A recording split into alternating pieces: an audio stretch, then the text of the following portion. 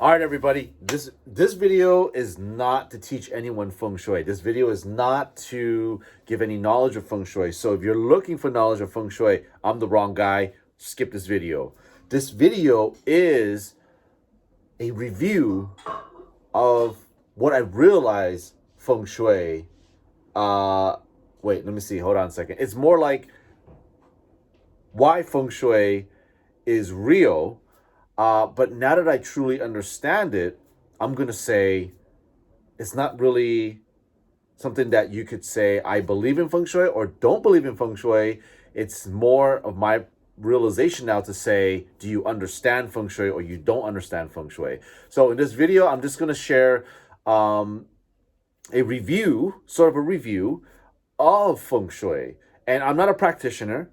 I'm sorry, I'm not a teacher or a master or somebody that I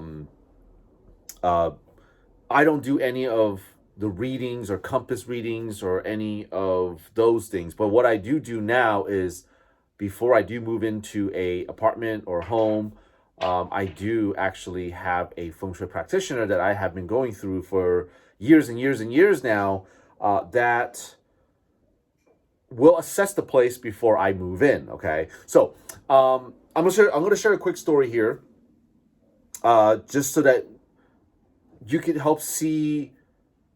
I'm gonna share things in this video here that I think that's gonna be more to help you make your own decision, so that you're not saying, "Hey, is this true or not?" It is true. It's like saying, "Is gravity true? Is magnets, the magnets when you put them together, do they stick or do they deflect?" Right? Those are just energies that we don't see. We don't have to say, "Oh, I don't believe that magnets work," or I don't really say things like, "Oh, I don't believe gravity really exists." Well, gravity is here right now. That's why I'm standing right here and I can't float, right? And magnets do work, so there's energies there that we don't see. So it's not really so much of saying, do I believe or don't believe? It's already there. The question is, are we practicing, or are we allowing ourselves to not allow ourselves, but maybe allowing ourselves to believe or to see or to understand? So I'll share a quick story with you here. About 7 years ago, when I'm sorry, is this 7 years ago? This is quite some time ago, I think. Let me think. I'm 36 right now. This was maybe over 10 years ago. So I'll share a quick story with you. When I moved in my first apartment, I think it was around like 22 years old, and I actually was helping my aunt move her office one day, her business, and I asked her, "Hey, what are you guys doing with those leopard figurines?" Because she had these beautiful handmade figurines that was like, about 3 feet tall, and it was hand ceramic figurines for her business, for my family's business. And I was helping her move and clean up, and there's these figurines that kind of were put on the side of the, on the side of the office. And I asked her, "What do you want me to do with these here?" She goes, "I don't know yet," because she didn't know where to move them. So I was like, "Well, can I have one? Because they're beautiful." And she's like, kind of hesitant, and she goes, "Well, you can't just really put that anywhere." I'm like, "Oh, do you mean Feng Shui?" Because my whole family was practicing Feng Shui for, years and years before that. So I kind of figured she was insinuating that. And I said, "Oh, I don't really believe in Feng Shui." She goes, "Oh, okay, if you don't believe in it, then take it then." So I went ahead and took it, and I took one piece and I took it home. It's these, it's a really big leopard with this mouth open. His mouth kind of projects, like a fierce energy of, attack. So I took it home, and I put it in my living room. And remember this, I don't believe in Feng Shui at that time. So I put it in my living room. And I remember, so about 2 weeks passed by. I went on vacation to San Diego with the boys, and we had a rowdy weekend, Saturday and Sunday, both just obnoxious drinking. And Monday I came back to get ready to go to work, and I felt a little bit sort of like a body numb, a little bit like lightheaded, and you know just kind of tired, right? So I was like, okay, well, that's kind of normal. I had a long weekend, maybe my body is fatigued. Tuesday comes around. Sure enough, that sensation and the physical sensation and tiredness was still there. This mental and physical tiredness was still there, but it kind of amplified a little bit. I noticed, and I was like, wait a minute, that's kind of strange. Now, again, I didn't even think about this leopard here at this point.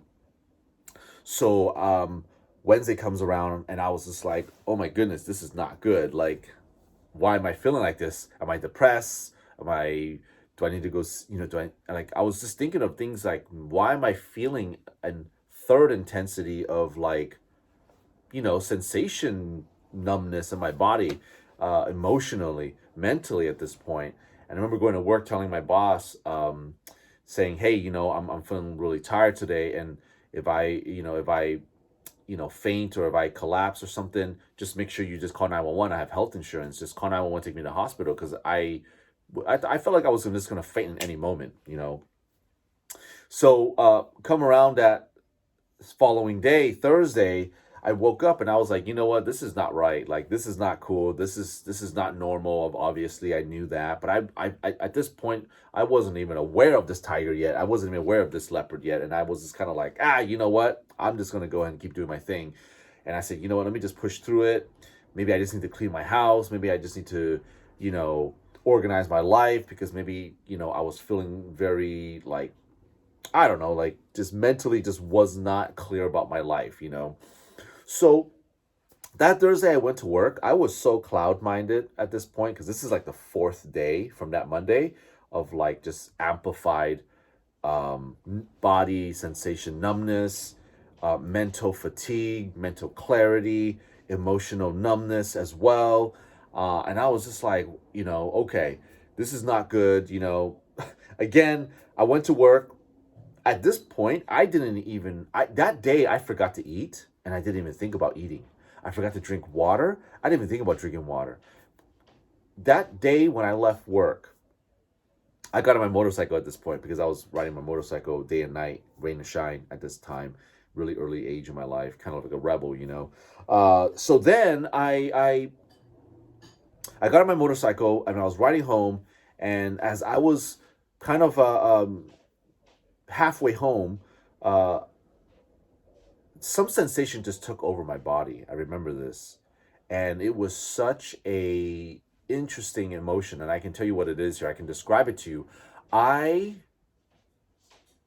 This sensation I can feel just kind of breezing through my body, and the sensation just felt like pure peace and pure, what is that word? Acceptance, and pure, what is this emotion called? Now you gotta hear this story to the end of it for it to actually make sense, okay?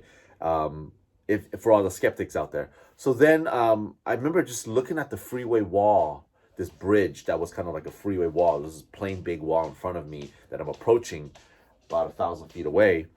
I looked at that wall and it felt so, what is that word? Like, it looked so pleasant at that moment to ride my motorcycle straight into that wall. I know it sounds crazy. In other words, I felt suicidal in this moment. It was such a pure emotion to say, you know what, I want to just like go straight into that wall, and it looks so pleasant, and it looks like it feels so good. And that moment that it hit me, I just yelled in my helmet at this point, because I was on my motorcycle on my way home. I just yelled in my helmet, and I just said to myself, I kept repeating this quote in my head, because at that time I loved quotes. I kept repeating this quote that said, tough times never last, but tough people do. Tough times never last, but tough people do. Tough times never last, but tough people do. And I kept saying that quote over and over in my head, because I knew something wasn't right. And I just kept saying, no, go home, go home, go home.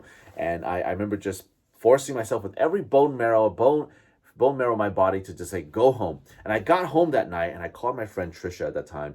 I said, Trish, dude, I don't know what's going on. I just came back from vacation with the boys, and this is what's going on with myself right now. Tonight I almost killed myself. And she knows me, so she knew that something was wrong, and she was just like, they called me D-Rock at that time. She was like, D-Rock, just stay with me on the phone. And as I got home, I was like thinking, you know what? I haven't eaten all day. So I tried to cook. I made like this little plate because I didn't know how much to make. And then I ate like 2 bites, and I felt bloated at this point. Like I felt like my stomach was like protruding. But remember, my body sensation was just very like I couldn't feel anything. It was kind of like I couldn't feel anything, but I felt like my stomach was bloated.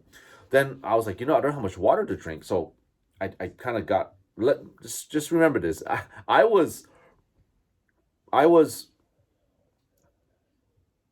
um I did not, anyways, sorry. I forgot what I was gonna say. But I didn't know how much water to drink, so I was like, I didn't have any rational sense at that point because mentally, physically, and everything, I was not there. So I was like, you know what? I don't know how much water to drink, but I'm just gonna drink enough water for me to just stay alive for tomorrow. And I was like, I'm just gonna drink half a cup of water, okay? So I took two gulps, and I was like, oh my god, I can't even drink anymore because I felt like, full again. So I, sure enough, I'm on the phone with Trish, and I'm like, you know what? Maybe I need to clean up. So I started cleaning up. I started getting I got a big black trash bag, like a 50-gallon trash bag. And I started throwing stuff in there. And I was like, wait a minute. Why am I throwing just really important things away that I do need, So I was like, you know what? I can't clean right now because I'm not rationally there.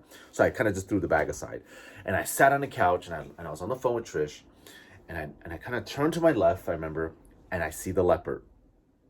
And I'm looking at it, and I'm just like, and I'm getting goosebumps right now telling you guys this story. And I'm just looking at it, I go, hold on, Trish.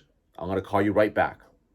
And remember, I did not believe in Feng Shui, okay? So I go ahead and put my phone down. I say, if I don't call you back in like 5 minutes, call me back. And I put the phone down. I put the trash bag down. And I grabbed 2 more black trash bags because I love this leopard so much. I bagged the leopard from the bottom, and then I bagged it from the top down so that it's sealed both ways, and I tie a rope in between it so that way no dust or dirt get in, because I was like, I really want to save this. I love this leopard. It's so beautiful.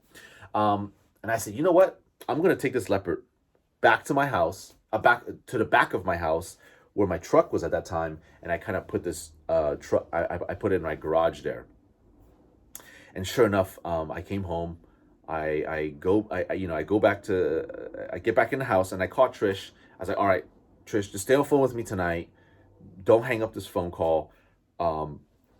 Stay on the phone until I fall asleep. Just hang up the phone, okay? So sure enough, I go to sleep. I wake up the next day, and I shit you guys not, everything was back to normal, 100% normal. Meaning I woke up and I felt like myself again, all over. And I'm scratching my head in bed. I'm like, there's no way. I don't believe this. And sure enough, I go back to the garage. I grab that leopard. I bring it back into the house, and I put it in the same spot. Literally, maybe about 2 hours, an hour and a half, that sensation came back. Okay. So if you guys think right now that I'm crazy, maybe I am, right? Maybe some of you think I'm still crazy. Yeah. This was over 10 years ago now, and I'm telling the story. And I'm thinking, okay, this shit is true. This shit is real. When I put it an hour and a half later, I felt the sensation kind of coming back. I immediately took it to my storage at this time, and I did not bring it back home ever again. I moved, and I left it in the storage, and I just said, I'm out. Like, I can't take this thing because it wasn't right for my zodiac sign. So fast forward, I'm going to cut this video here short, but what I've decided to do is I'm going to make a series of videos of my journey, showing you guys that now I understand Feng Shui so much more. Understand, not believe, understand. So much more that I've literally moved into my grandma's house right now in between moving from my apartment because I can't find a place and I had to break my lease. I said, you know what? Since I have to take care of my grandma, I'm going to live here and I'm going to spend time looking for apartments. And literally, it's been 2 months now that I've been looking for apartments, and all of them were no good for me. So I did not move into any of those.